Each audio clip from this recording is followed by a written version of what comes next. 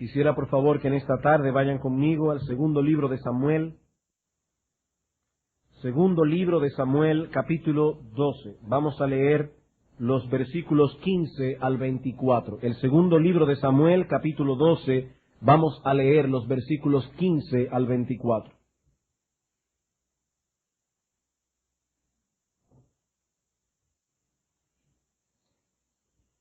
Dice así la palabra del Señor. Y Natán se volvió a su casa, y Jehová hirió al niño que la mujer de Urías había dado a David, y enfermó gravemente.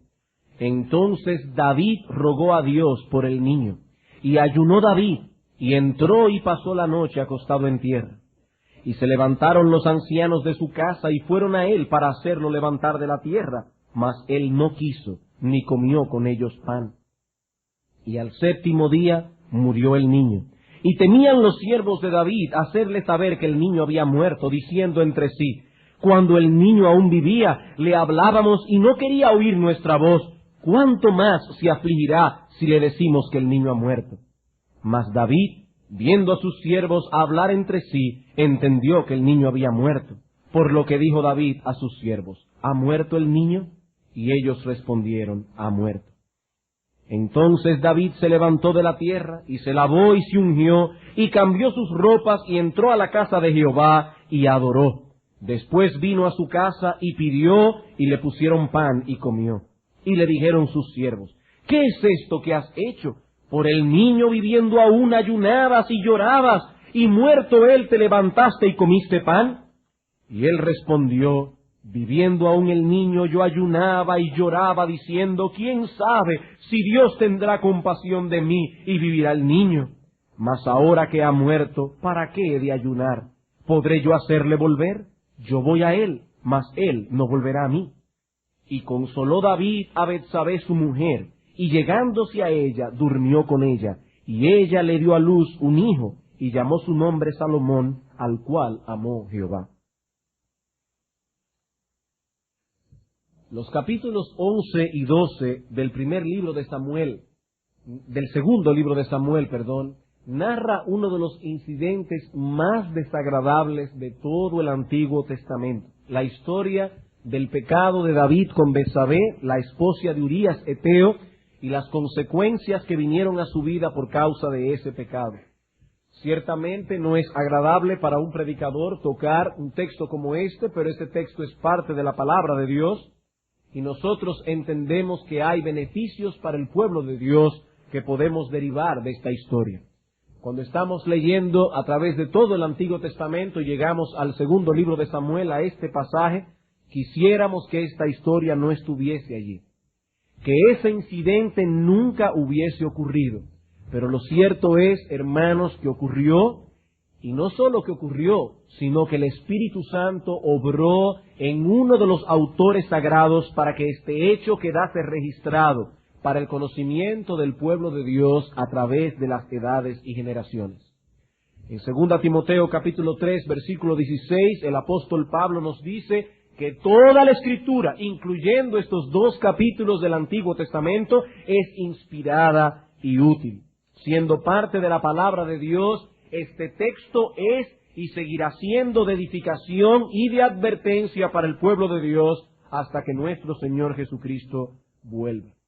En la tarde de hoy no nos detendremos a considerar ampliamente la historia en sí misma, sino más bien uno de los aspectos contenidos en ella, la oración de David por el hijo que engendró con Betsabé, producto de su pecado. Debemos recordar que en estos momentos nos encontramos estudiando el tercer elemento que conforma la metodología bíblica que debemos emplear para criar a nuestros hijos en la disciplina y amonestación del Señor. El sermón de hoy es parte de la serie Moldeando el carácter de nuestros hijos. Y ese elemento que estamos estudiando ahora es la oración regular paterna. Ya estudiamos anteriormente la oración de Ana por Samuel, y aprendimos que debemos orar por nuestros hijos aún antes de su concepción, pidiendo a Dios que nos libre de tener una atadura idolátrica con ellos. Luego estudiamos la oración de Abraham por Ismael, Y aprendimos que debemos orar por la conversión, el crecimiento espiritual y la perseverancia de nuestros hijos. Y en la tarde de hoy aprenderemos de la oración de David que los padres debemos orar porque Dios preserve a nuestros hijos de penalidades, dolor o muerte en medio de las aflicciones, enfermedades o cualquier otro tipo de peligro. Repito, ¿cuál es la idea que vamos a estar estudiando en esta tarde a la luz de este texto?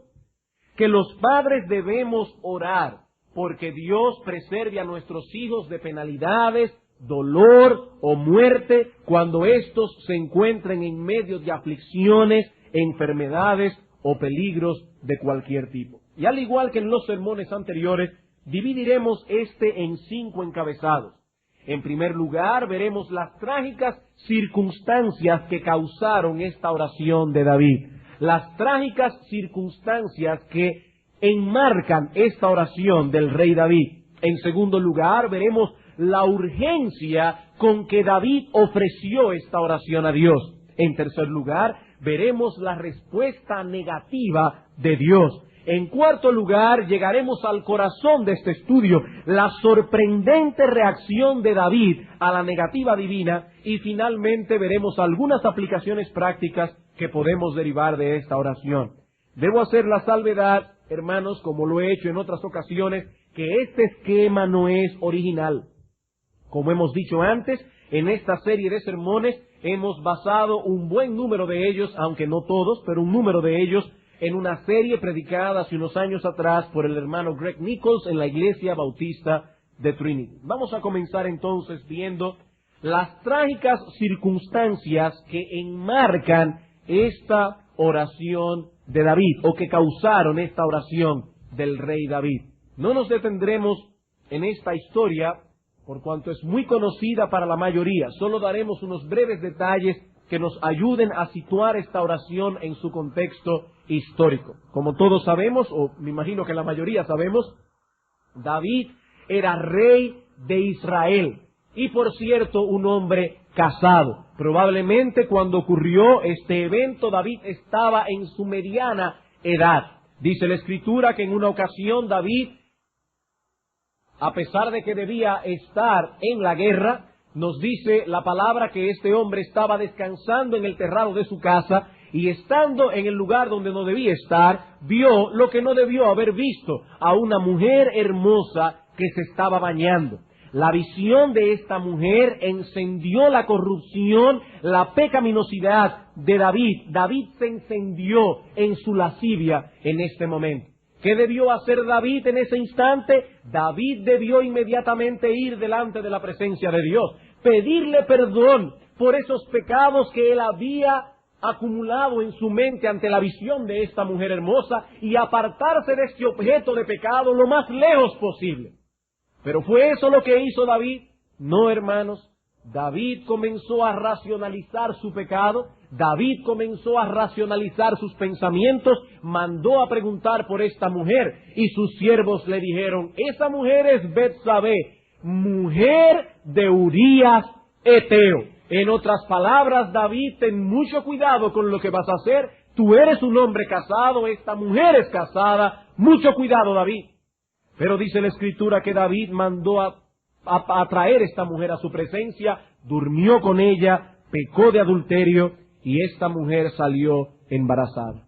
Como siempre ocurre, la lascivia de David lo llevó a cometer un pecado tras otro.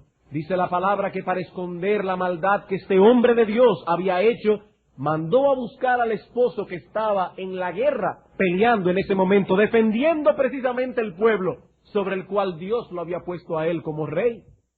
Y David tramó que este hombre volviera de la guerra, entrara a su casa, estuviera con su esposa, y así nadie podía decir que el niño que Betsabé había engendrado era de otro hombre.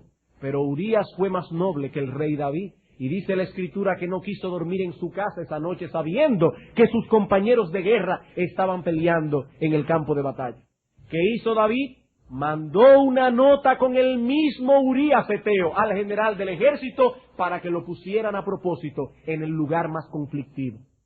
La Escritura dice que Urías fue muerto con herida mortal. Así que el pecado de David no solamente implicó adulterio, sino también, en cierto modo, un homicidio. En el capítulo 12 de segunda de Samuel, encontramos la reprensión del profeta Natán. Dios había visto lo que David había hecho y le envió su profeta para poder traer a este hombre al arrepentimiento. A través de una historia ficticia, Natán hace que David se condene a sí mismo. El profeta le dice: oh rey David, en tu reino se ha cometido algo malo. Un hombre tenía muchas ovejas, pero se encariñó con la oveja de uno de sus siervos que solamente tenía esa ovejita. Así que la trajo y se la comió. ¿Qué tú crees, rey, que debemos hacer? Y David, como siempre podemos juzgar más fácilmente el pecado de otros que el pecado nuestro, David inmediatamente dijo: ese hombre es digno de muerte. Y el profeta Natán, siendo un hombre de Dios, con valentía y con celo santo, le dijo: oh rey, tú eres ese hombre. ¿Cuál fue la respuesta de David? David se arrepiente de su pecado. Versículo 13. Entonces dijo David a Natán: pequé contra Jehová. Pequé contra Jehová. En el Salmo 51 encontramos una radiografía espiritual del corazón de David en este período de arrepentimiento. Realmente David estaba dolido en su conciencia por causa del pecado que había cometido contra Dios. Dice la Escritura que Dios le concede el perdón a David. Versículo 13. Y Natán dijo a David: también Jehová ha remitido tu pecado, no morirás. Hermanos, esto es muy alentador para el pueblo de Dios. Sus pecados fueron graves y escandalosos, pero aún así no estaban fuera del alcance del perdón divino. El profeta Natán le dice: rey David, tus pecados han sido graves, pero Dios te ha perdonado. No obstante, el asunto no quedó allí. El asunto no quedó allí. Este pecado de David traería consecuencias terribles sobre él y su familia. Versículo 14. Mas por cuanto con este asunto hiciste blasfemar a los enemigos de Jehová, el hijo que te ha nacido ciertamente morirás. David, luego que cometió ese pecado y que Urías murió, tomó a Betsabé y se casó legalmente con ella para que el hijo naciera en el contexto del matrimonio. Pero dice aquí el profeta David: ese hijo que has engendrado, ese hijo que ha nacido producto de tu pecado, ciertamente morirás. Y no solo eso, versículo 10. Por lo cual ahora no se apartará jamás de tu casa la espada, por cuanto me menospreciaste y tomaste la mujer de Urías Heteo para que fuese tu mujer. Así ha dicho Jehová: he aquí yo haré levantar el mal sobre ti de tu misma casa. Y tomaré tus mujeres delante de tus ojos, y las daré a tu prójimo, el cual yacerá con tus mujeres a la vista del sol. Porque tú lo hiciste en secreto, mas yo haré esto delante de todo Israel, y a pleno sol. El pecado de David tendría consecuencias terribles. Hermanos, muchos toman este texto, esta historia, como una excusa para justificar sus pecados. Pero visto desde una perspectiva correcta, este pasaje más bien fue puesto allí como una advertencia, Un verdadero hijo de Dios que lea la historia del pecado de David, en vez de sentirse justificado en sus pecados y de ser alentado a pecar, más bien tiembla cuando lee esta historia. Esto debe llevarnos, hermanos, a temblar. Dios perdona el pecado cuando vamos a Él en arrepentimiento, pero hay pecados que tienen consecuencias terribles. Satanás nos seduce trayéndonos al pensamiento el hecho de que Dios nos perdonará. No importa que peques, Dios es bueno y perdonador. Él es grande en misericordia para con todos los que te invocan. Comete el pecado, creyente, y luego ve a Dios en arrepentimiento. Él te perdonará. Pero no nos dice que todo pecado tiene consecuencias, no tan terribles como las que tuvo el pecado de David. Pero todo pecado tiene consecuencias de un modo u otro. Comenzando por el hecho de que esa corrupción a la que hemos dado rienda suelta se ha fortalecido por causa de nuestro pecado, y nuestra lucha contra nuestro pecado ahora será mayor. Pero Satanás es tan perverso, que no solamente nos seduce usando el perdón de Dios, sino que cuando el pecado ha sido cometido, nos dificulta experimentar la paz de ese perdón.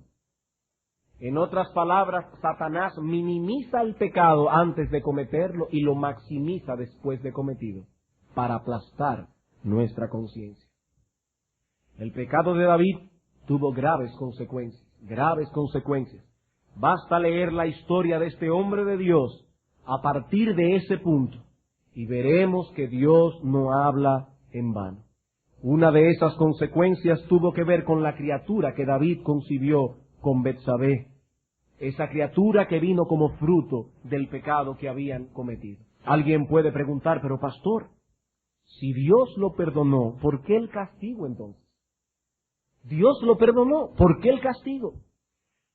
Varias respuestas pueden ser dadas a esta pregunta, aunque confieso que nuestra mente es muy limitada para entender el obrar de Dios en todas las circunstancias. Pero en primer lugar, hermanos, Dios es celoso de su gloria y de su nombre. Dios es celoso de su gloria y de su nombre. Y el pecado de David había sido causa de escándalo entre los impíos. Dice en el versículo 14, más por cuanto con este asunto hiciste blasfemar a los enemigos de Jehová, el hijo que te ha nacido ciertamente morirá. Este niño era un recordatorio del terrible pecado que este hombre había cometido. Un hombre que todos conocían como el cantor de Israel, el hombre conforme al corazón de Dios. Dios tenía que hacer ver claramente que Él no hace acepción de personas y que el pecado tiene sus consecuencias, no importa quién lo cometa. Y el castigo del pecado generalmente es en la misma proporción que lo público que es. Así debe ser también en la iglesia. ¿Qué tan fuerte debe ser una disciplina y qué tan profundo debe ser una manifestación externa de arrepentimiento? Conforme a lo público que ha sido el pecado. Y el pecado de David fue conocido, aún parece, en las naciones alrededor de Israel. Por otro lado, aunque el arrepentimiento de David era sincero, Dios estaba dándole una lección que él nunca olvidaría. ¿Para qué? Para guardar a este hombre de cometer en el futuro una acción semejante. Como dice Juan Calvino en un sermón que predicó acerca de este texto, aunque Dios garantiza que los fieles serán perdonados, aún así necesitan ser humillados y que Dios les haga aumentar la conciencia del mal que han cometido de manera que en el futuro estén más alertas. Así que este castigo fue un castigo de un padre amoroso sobre su hijo. Un castigo de un padre amoroso sobre su hijo. El castigo divino comenzó a manifestarse de inmediato, versículo 15. Natán se volvió a su casa y Jehová hirió al niño que la mujer de Urías había dado a David y enfermó gravemente.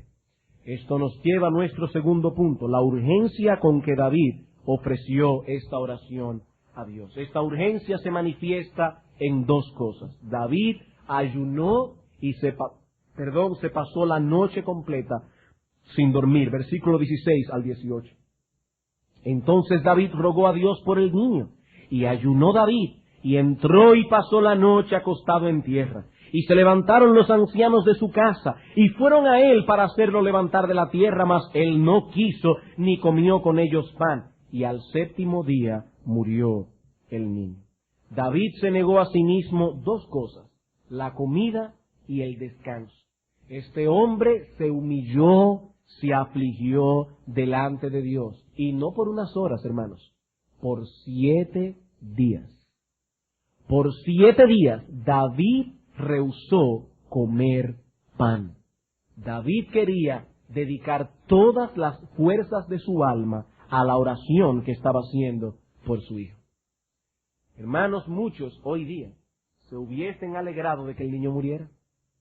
Muchos se hubiesen alegrado de que este niño, producto de un pecado escandaloso, muriera. De hecho, muchos entienden que esa es una forma apropiada de evitar el escándalo. ¿Acaso no es eso lo que nos dicen las gentes que defienden el aborto?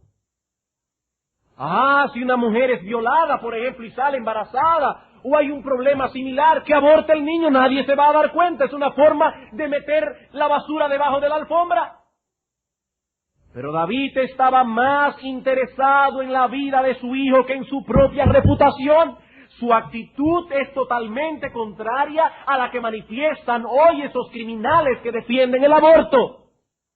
Hermanos, el aborto es un crimen. Un crimen lo mismo que matar a una persona que ha nacido. Es un crimen. No importa cuáles sean las circunstancias de la concepción.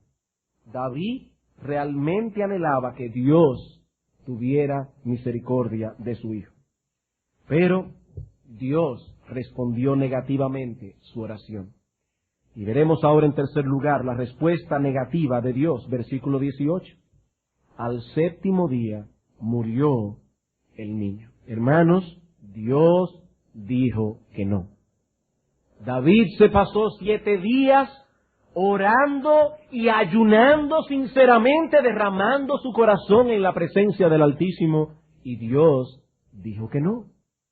Hermanos, a veces Dios dice que sí, a veces Dios dice que no. Esa es la respuesta que Él da a la oración de sus hijos. Cuando Moisés le pidió al Señor que tuviera misericordia de él y que le permitiera entrar en la tierra prometida, Dios le dijo no. Cuando el apóstol Pablo le pidió a Dios que le quitara ese aguijón que había en su carne, Dios le dijo, no, Pablo, bástate mi gracia. Hermanos, no siempre Dios dice que sí, no siempre Dios dice que no.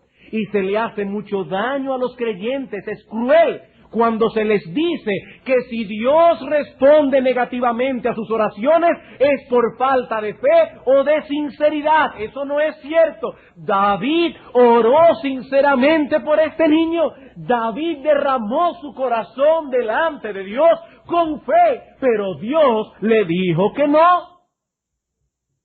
Como veremos dentro de un momento, la fe de David era muy fuerte en este momento, muy fuerte. Era una gran fe. Pero Dios respondió que no. Las personas de la casa, viendo la urgencia con que David oró por este niño, se preguntaban, ¿qué hará David ahora? ¿Qué hará el rey cuando sepa que el niño ha muerto? Y eso nos lleva, hermanos, al corazón de esta historia. La sorprendente reacción de David a la negativa divina. Versículos 18 y 19. Y temían los siervos de David hacerle saber que el niño había muerto, diciendo entre sí, cuando el niño aún vivía, le hablábamos y no quería oír nuestra voz, ¿cuánto más se afligirá si le decimos que el niño ha muerto? Mas David, viendo a sus siervos hablar entre sí, entendió que el niño había muerto, por lo que dijo David a sus siervos, ¿ha muerto el niño? Y ellos respondieron, ha muerto. Hermano, ¿qué nosotros aprendemos de esta reacción de David a la respuesta de Dios? Veamos algunas cosas. En primer lugar, David encaró esta situación con honestidad y realísticamente. David encaró esta situación con honestidad y realísticamente. Sus siervos pensaron y razonaron como cualquiera razonaría en una circunstancia similar. Ellos pensaron que David no podría manejar el asunto, que David no podría encararlo correctamente. Pero no fue así. David se dio cuenta que ellos estaban hablando entre sí y pensó, seguramente el niño ha muerto. Hermanos, David no comenzó a decir, ¡no! ¡Eso no puede ser! ¡Yo no puedo aceptar que el niño ha muerto! Esa no fue su reacción. David encaró su realidad. Él estaba anclado en la roca inconmovible de los siglos. David no quiso escapar del hecho de lo que realmente estaba pasando. En segundo lugar, aprendemos en la historia que David moderó sus emociones y puso fin a su humillación y a su dolor. Versículo 20. Entonces David se levantó de la tierra, se lavó, se ungió y cambió sus ropas. David moderó sus emociones. David no comenzó a autocompadecerse. David no comenzó a autocastigarse. Oh, nunca voy a perdonarme esto, nunca podré recobrarme de este dolor. No, hermanos, no. Aún el dolor que es causado por nuestro pecado debe tener un límite. Aún el dolor que es causado por nuestro pecado debe tener un límite. En 2 Corintios, capítulo 2, versículos 5 al 7, vemos claramente esta enseñanza. 2 Corintios capítulo 2, versículos 5 al 7. En la iglesia de Corinto, un hermano había cometido un pecado grosero. Muchos creen que se trata de aquel individuo que había cometido incesto en 1 Corintios capítulo 5. Ahora este individuo, sea cual sea el pecado que haya cometido, se ha arrepentido. Y el apóstol Pablo pide a la iglesia que su disciplina sea levantada. Dice el apóstol: pero si alguno me ha causado tristeza, no me la ha causado a mí solo, sino en cierto modo, por no exagerar, a todos vosotros. Le basta a tal persona esta reprensión hecha por muchos, así que al contrario, vosotros más bien debéis perdonarle y consolarle para que no sea consumido de demasiada tristeza.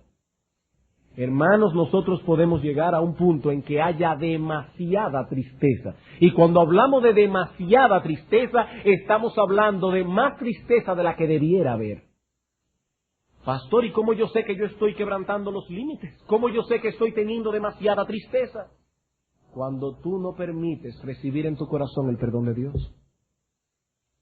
Cuando comienzas a autocondenarte, cuando tú no aceptas el perdón que Dios da a sus hijos por gracia. David no cometió ese error. En tercer lugar, nos dice el texto que David adoró a Dios, versículo 20.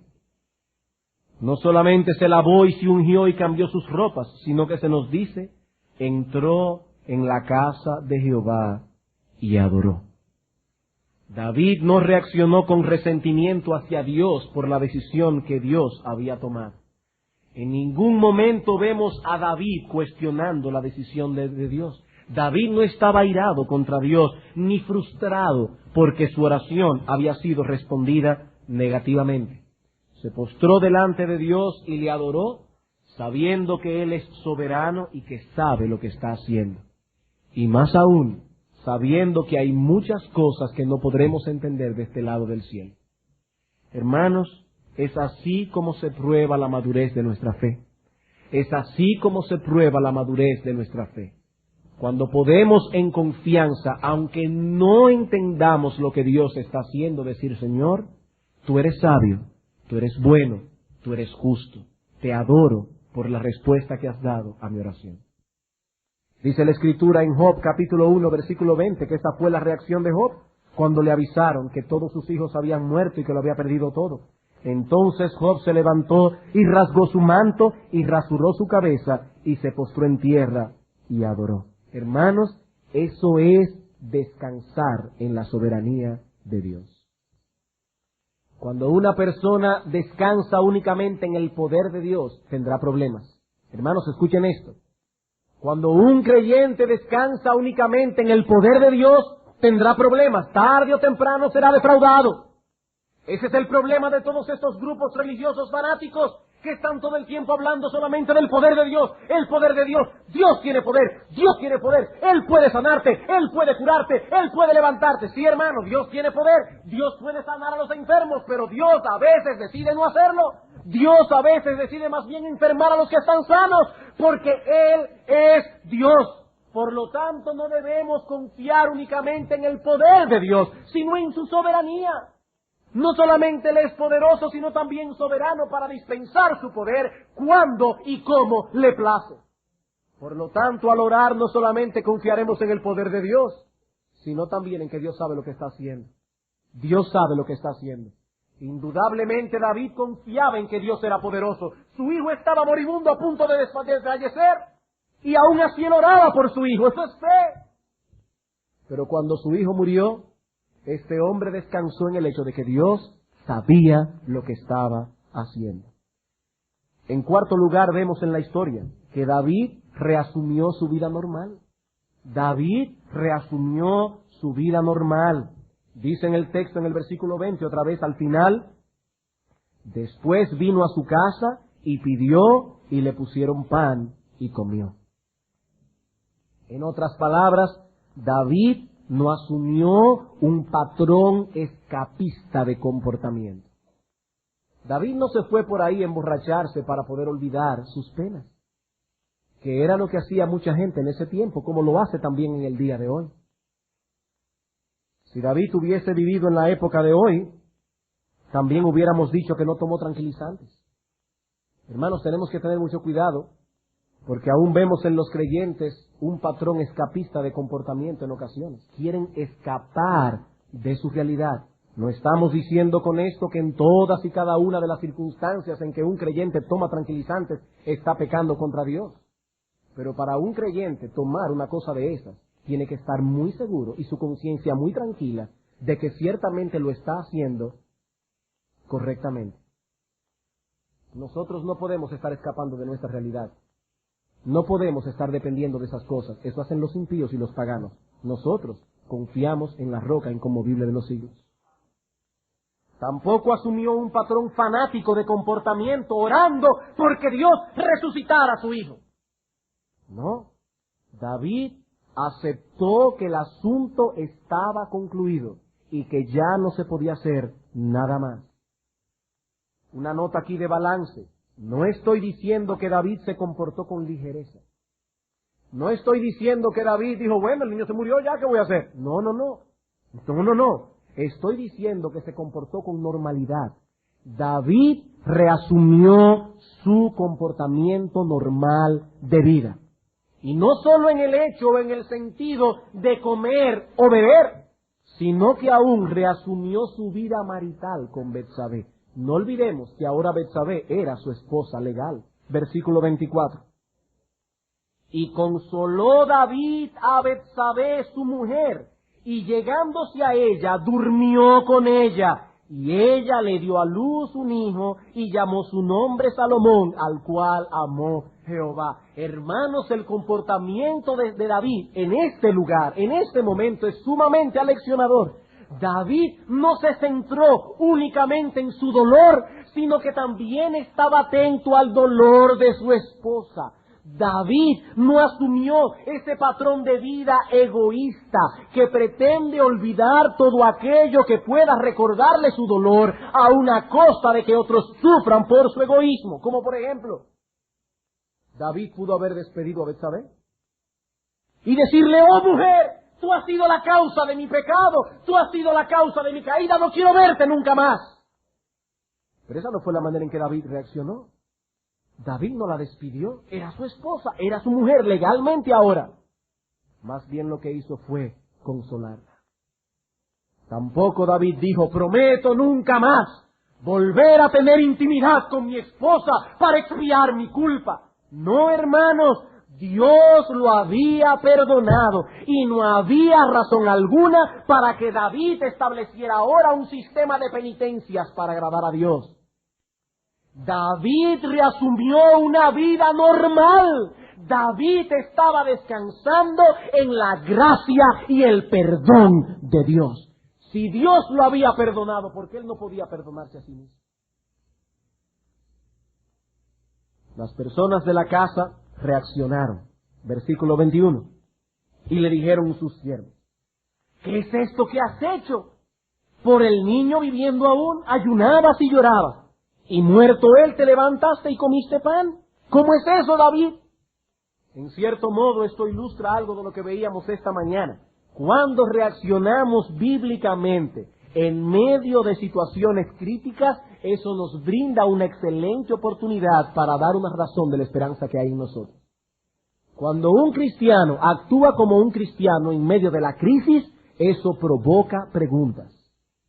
Y cuando nos pregunten, estemos siempre preparados para presentar defensa con mansedumbre y reverencia ante todo el que demande razón de la esperanza que hay en nosotros. David responde a estas personas de dos maneras. En primer lugar les dice, mientras el niño vivía, yo tenía una esperanza, versículo 22. Y él respondió, viviendo aún el niño, yo ayunaba y lloraba diciendo, ¿quién sabe si Dios tendrá compasión de mí y vivirá el niño? En otras palabras, el niño todavía vive. Tal vez Dios tenga misericordia de mí y tenga misericordia de él.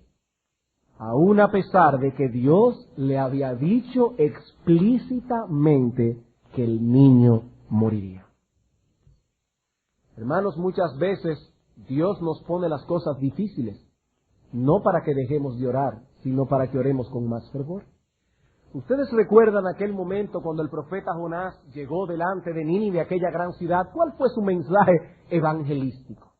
De aquí a 40 días, Nínive será destruida. ¿Hay alguna nota de compasión en el mensaje? No. ¿Hay alguna posibilidad de que Dios cambie eso? No. Jonás no dio oportunidad. Él simplemente dijo, de aquí a 40 días, Nínive será destruida. ¿Cuál fue la reacción de los hombres de Nínive? Bueno, si ya Dios ha decretado que nos va a destruir en 40 días, ya no vale la pena hacer nada. Eso no fue lo que hicieron, hermanos. Dice la Escritura que el rey de Nínive mandó a todo el mundo a ayunar, hasta las vacas. Todo el mundo tenía que ayunar en arrepentimiento para mostrarle a Dios que estaban dolidos por su pecado. ¿Cuál fue la respuesta de Dios? Dios retiró su mano y les concedió el perdón. Dios les concedió el perdón. Así que David no eliminó su esperanza, no eliminó su esperanza. Hermanos, consideren este caso con cuidado. David tenía todas las de perder, y aún así no dejó de orar. Su caso es similar al de la mujer sirofenicia, que va a Cristo diciendo, Señor, mi hija está endemoniada, sánala, y el Señor le dice que no, y ella sigue orando. Tenían todas las de perder, pero no perdieron la esperanza. En primer lugar, David sabía que había pecado contra Dios. Muchas veces nosotros los padres pasamos por la aflicción de ver a uno de nuestros hijos enfermos. Y a veces nos preguntamos si acaso no será que habremos hecho algo malo. Y a veces nos preguntamos, ¿habrá venido eso porque yo habré pecado contra Dios? No es cierto, hermanos, que a veces tenemos esos pensamientos. En el caso de David, él no tenía que hacerse la pregunta. Él sabía que había pecado y que la enfermedad de su hijo estaba directamente relacionada con su maldad. Él no tenía dudas al respecto. En segundo lugar, el niño estaba muy enfermo, y era evidente para todos que el niño moriría a menos que algo extraordinario ocurriera. Pero lo más fuerte de todo es esto. Dios había declarado explícitamente que el niño iba a morir. Dios lo había dicho. ¿Qué puede ser peor que esas tres cosas? Todo estaba en su contra, pero aún así David siguió teniendo esperanza y confianza en la misericordia divina mientras su hijo estuviera vivo. Esto puede levantar un interrogante en la mente de algunos. La Biblia dice que debemos orar con fe, porque si no oramos con fe, somos semejantes a las ondas del mar que van de un lugar para otro. Y también nos dice la Biblia que esa fe es una firme convicción. Dice en Hebreos capítulo 11, versículo 1, es pues la fe, la certeza de lo que se espera y la convicción de lo que no se ve. La pregunta es esta. ¿Cómo pudo orar David con fe si Dios le había dicho de antemano que el niño moriría? La certeza que él tenía más bien era de que el niño iba a morir. ¿Cómo puede entonces él ir con fe a Dios pidiéndole lo contrario? Y más aún, sabiendo David que Dios era soberano y que sus decretos son inmutables. ¿Cómo pudo él orar con fe? Hermanos, vamos a suponer que enfermamos, no por causa de un pecado, simplemente estamos enfermos. Enfermamos. Y nosotros comenzamos a orar a Dios porque nos sane o sane a uno de nuestros hijos. Pero no sabemos con certeza si Dios lo hará. Y orando nos preguntamos, ¿lo sanará Dios? No tenemos ninguna promesa explícita de las Escrituras de que Dios nos sanará. Entonces viene la duda a nuestra mente. Pero si yo cuestiono si Dios lo sanará o no, entonces no estoy orando con fe.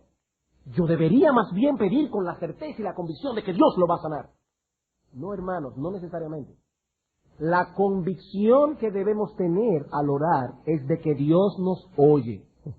De que Dios nos oye con beneplácito. No que Él nos responderá como nosotros queremos que nos responda. La fe está en saber que Dios oye las oraciones de sus hijos, y el que ora, aunque no sepa si Dios le va a decir que sí o que no, está pidiendo con fe. Y David en ese momento, aunque no tenía la certeza de que Dios levantaría a su hijo, más bien tenía la palabra del profeta de que Dios lo mataría, aún así él estaba orando con fe. Pero hay algo más que explica la actuación de David, y es lo que tenemos en el versículo 23. Él sabía que el tiempo de orar había terminado y que ahora venía el tiempo de la sumisión a la voluntad soberana de Dios. Versículo 23. Mas ahora que el niño ha muerto, ¿para qué he de ayunar? ¿Podré yo hacerle volver? Yo voy a él, mas él no volverá a mí. Hermanos, probablemente David tuvo que luchar con el triste recuerdo de este asunto por el resto de su vida. Pero este hombre tenía una visión balanceada de las cosas que le permitiría lidiar con ese sentimiento de culpa adecuadamente cada vez que se presentara. David se sometió a la voluntad de Dios, y esa sumisión le permitió vivir una vida normal en medio de su dolor. Hermanos, ¿qué aprendemos de esta historia? ¿Cuáles conclusiones prácticas podemos derivar de todo esto? 3 cosas. En primer lugar, aprendemos de esta historia que debemos orar por nuestros hijos, que Dios los preserve de penalidades, dolor o muerte, aun cuando las circunstancias parezcan estar en nuestra contra. Aun cuando sospechemos que la enfermedad de nuestros hijos ha venido como un castigo por causa de nuestro pecado. Hermanos, aún así, debemos orar que Dios preserve a nuestros hijos. No siempre que nuestros hijos se enferman es porque hemos pecado contra Dios. A veces es así, pero no siempre. En Juan capítulo 9, los discípulos y el Señor se encontraron con un ciego de nacimiento, y los apóstoles le preguntaron: Señor, ¿quién pecó, este o sus padres, para que naciera ciego? ¿A quién le echamos el muerto? Y el Señor respondió: no pecó ni este ni sus padres. No que eran impecables, lo que está diciendo es: la ceguera de este hombre no es producto del pecado de nadie. Nació ciego para la gloria de Dios, para la gloria de Dios. Pero aún fuese por causa de algún pecado conocido que hayamos cometido contra Dios, aún así debemos orar por ellos mientras haya esperanza. Debemos descansar en la misericordia de Dios y no dejar de orar fervientemente por ellos hasta que venga una respuesta obvia a nuestra petición. En el caso de David, obviamente Dios respondió que no. Y nosotros debemos orar y orar y orar, y mientras más profundo es el mal, más profunda debe ser nuestra oración, hasta que Dios nos dé una respuesta obvia, o sí o no. Dice Juan Calvino, la oración siempre trae frutos, siempre, pero nosotros no sabemos exactamente cuál. Pero hermanos, la oración siempre trae frutos. En segundo lugar, aprendemos que cuando oremos por nuestros hijos, debemos hacerlo con la misma disposición que David manifestó en este pasaje. Mientras su hijo vivía, se dedicó a orar por él con todas las fuerzas de su corazón. Pero una vez el niño murió, descansó por completo en la bondad y sabiduría de un Dios soberano. Y si queremos tener una vida cristiana balanceada, debemos tener en perspectiva la soberanía de Dios y la responsabilidad humana. Ambas cosas. Hermanos, cuando estas cosas no están en perspectiva, podemos caer en el fatalismo por un lado o en un activismo ansioso por el otro. Si descansamos completamente en la soberanía de Dios, pero olvidamos que nosotros somos responsables, vamos a caer en una situación en la que no haremos nada. Bueno, ¿para qué orar? ¿Para qué esforzarme?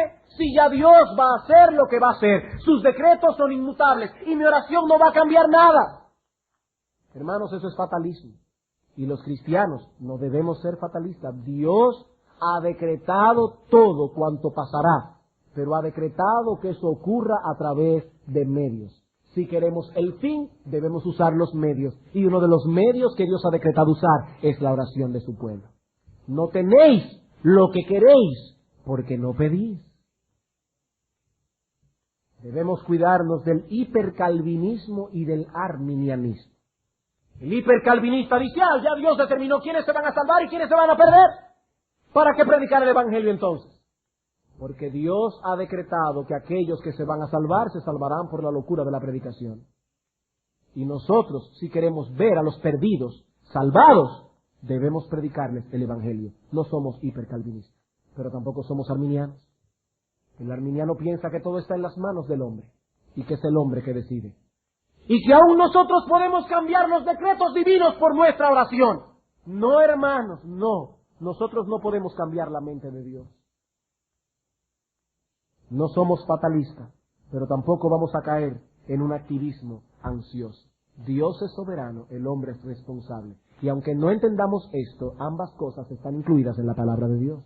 Y si queremos tener una vida cristiana balanceada, tenemos que vivir en el marco de estas dos verdades escriturales. Y finalmente, la última lección que podemos derivar de este texto es que el destino de aquellos que mueren en la infancia es conocido únicamente por Dios. El destino final y eterno de aquellos que mueren en la infancia es conocido únicamente por Dios. Algunos se basan en el versículo 23 para afirmar que los niños que mueren en la infancia son salvos. Dice David, ¿podré yo hacerle volver? Yo voy a él, mas él no volverá a mí. Estas personas interpretan el texto diciendo, ¿a dónde fue David después de su muerte? David fue al cielo. Por lo tanto, debemos entender que este niño murió y fue al cielo. No, hermanos. Este texto puede ser entendido de otra manera. David puede estar diciendo, este niño ya está en la tumba y yo voy allá también. Yo no puedo hacerlo volver a la vida, pero yo voy a ir a la muerte. No necesariamente este texto está implicando la salvación de los niños que mueren en la infancia. Ojalá que fuese así, pero lo cierto es, hermanos, que no lo sabemos. No lo sabemos. Sea cual sea la decisión que Dios tome al respecto, Él es sabio, justo y bueno, y su decisión será conforme a su carácter. Si Dios salva a los niños que mueren en la infancia, esa decisión fue correcta, sabia, justa y buena. Si Dios determinó que esos niños, por cuanto no pasaron por un proceso de regeneración y depositaron fe consciente en Cristo, serán perdidos, esa decisión es correcta, sabia, justa y buena. Bien, hermanos, la semana,